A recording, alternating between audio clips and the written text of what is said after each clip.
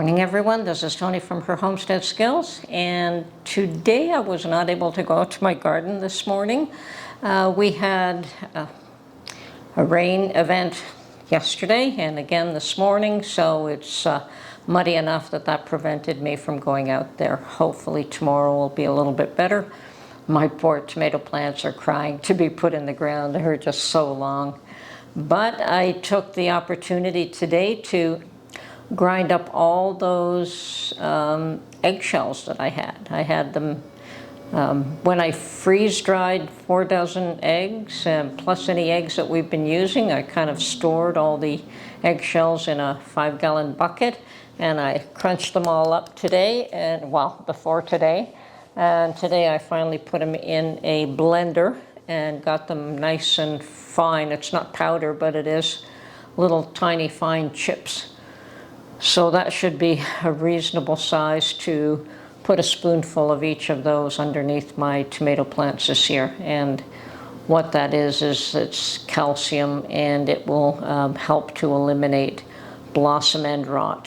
So I haven't really had an issue with that, but this is one way to make sure that I don't. So I have the eggshells rather than throwing them away.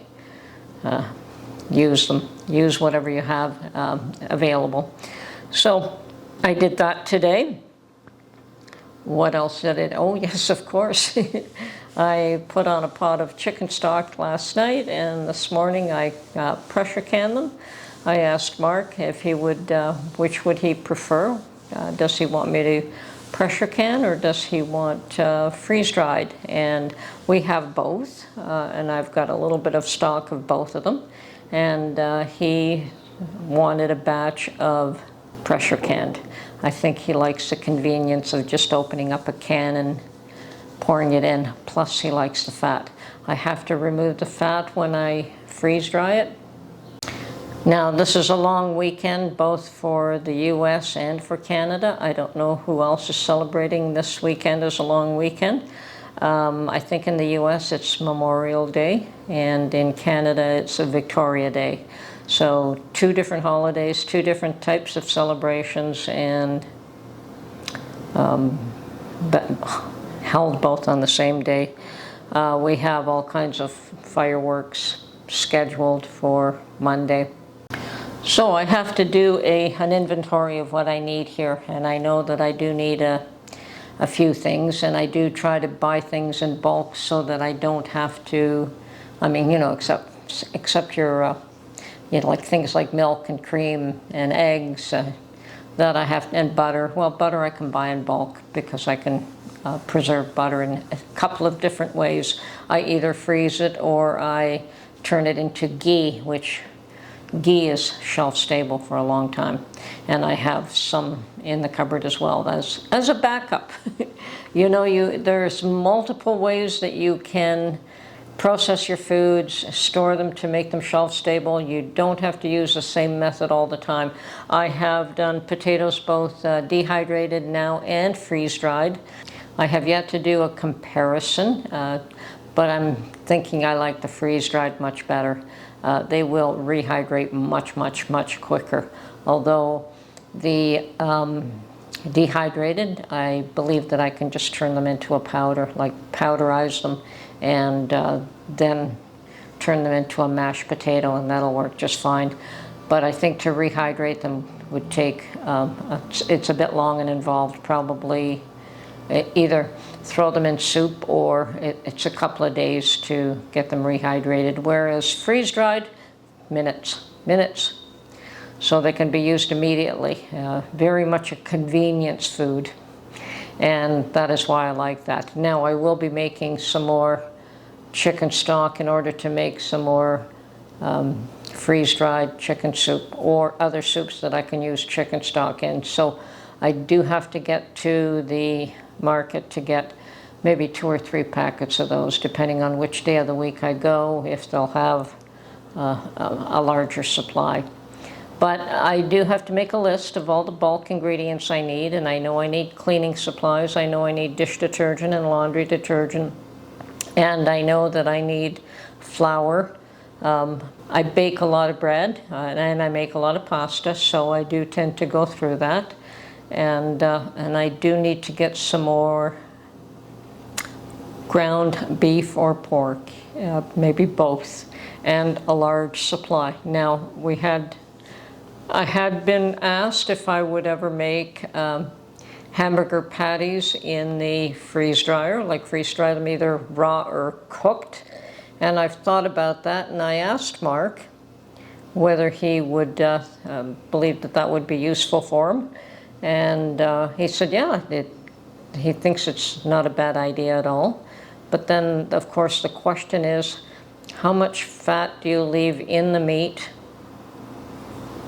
in the beef? Like, do you make it really lean? Or my thought was, rather than totally raw or totally cooked, that I would probably get ground beef, make the patties, or have Mark make them because he likes to mix his own formula, recipe.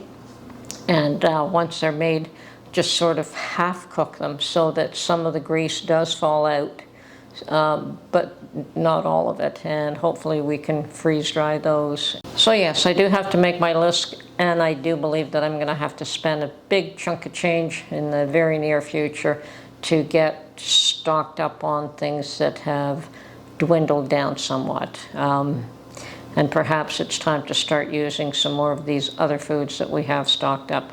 And I'm certainly not concerned about any of the foods that are long-term storage. They can stay in long-term storage.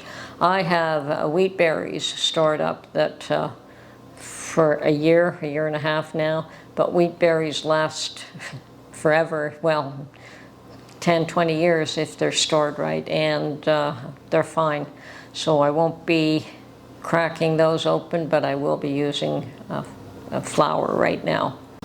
So yes, it's important to keep rotating your stock, keep replacing what you use, keep an eye on what you need, what you don't need. Now, I've stated that I'm not a big one for canned foods, like commercially prepared canned foods, but that doesn't mean there's anything wrong with them. It's just that I find that I can can my own foods cheaper than I can buy canned foods. In most cases. So in the fall, I can all my corn.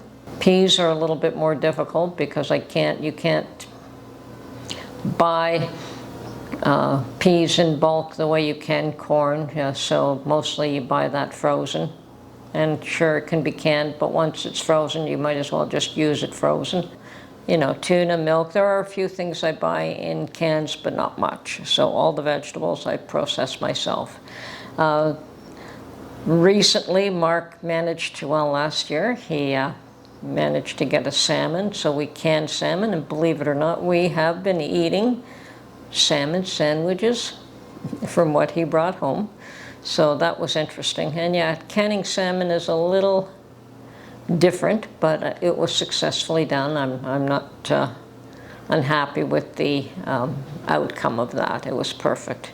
And yes, canning your own chicken and canning your own beef is a good idea. I do have some canned chicken in-house, and perhaps it's time to do a little bit more of that as well. I have some cans that are perhaps more useful for soup, and then I have some breast meat that is probably good for a number of things, whether it's a salad, chicken salad, or sandwiches, or, you know, the breasts you can are a little more versatile. Of course, we expect food prices to continue to rise, so let's not kid ourselves. Well, in Canada, we have the carbon tax, which even in the food chain, every step that food takes to get to your door gets taxed and taxed and taxed and taxed and taxed with this carbon tax, which is an additional tax on everything else.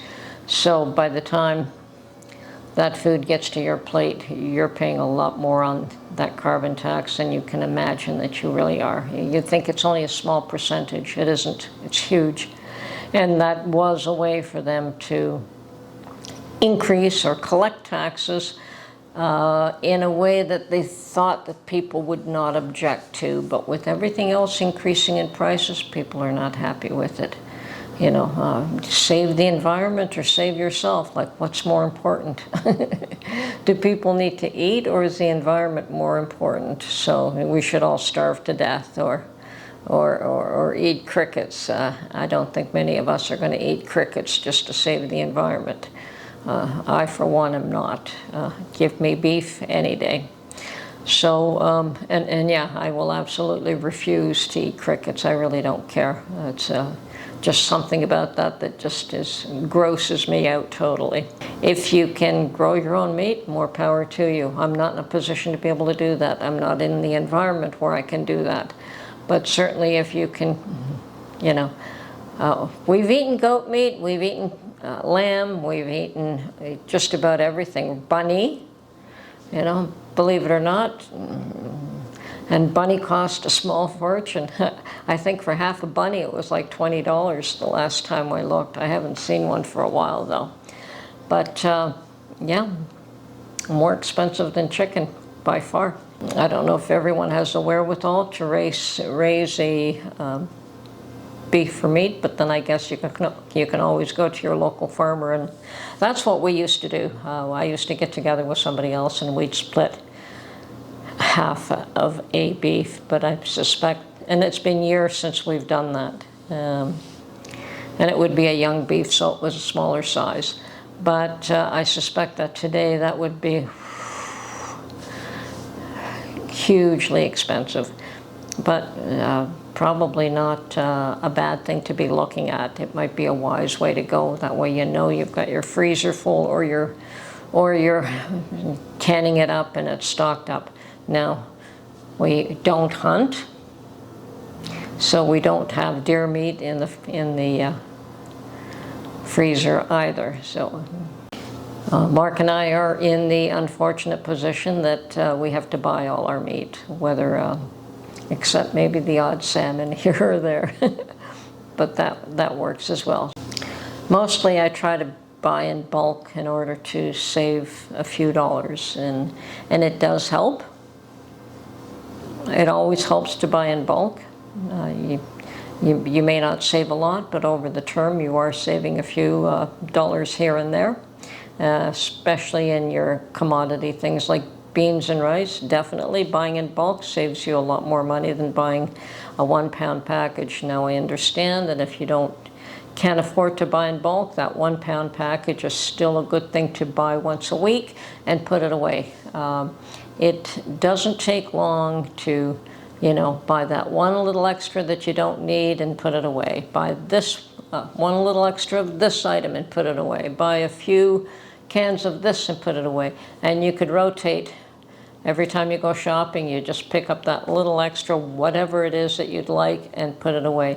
Just make sure it's something that you do eat on a regular basis, because otherwise you're just stocking food that you're never going to eat. Once you've got your basics like your beans and rice, we don't eat a lot of beans, but I believe that it's wise to have them for the protein in case protein is in short supply, and one never knows. Anyway, this is Tony from her Homestead Skills. Keep prepping, keep stocking up, and yes, I know that the rest of the world seems to be going about their business a little bit nonchalant, but you don't know what other people are thinking. Maybe they're just as worried as you are and they just don't know what to do. So reminding them here and there that there are options and that there are ways to try and stay a little bit ahead of the game, not fall totally behind. And never a bad thing to do. Anyway, have a good day, and we'll talk to you soon. Bye.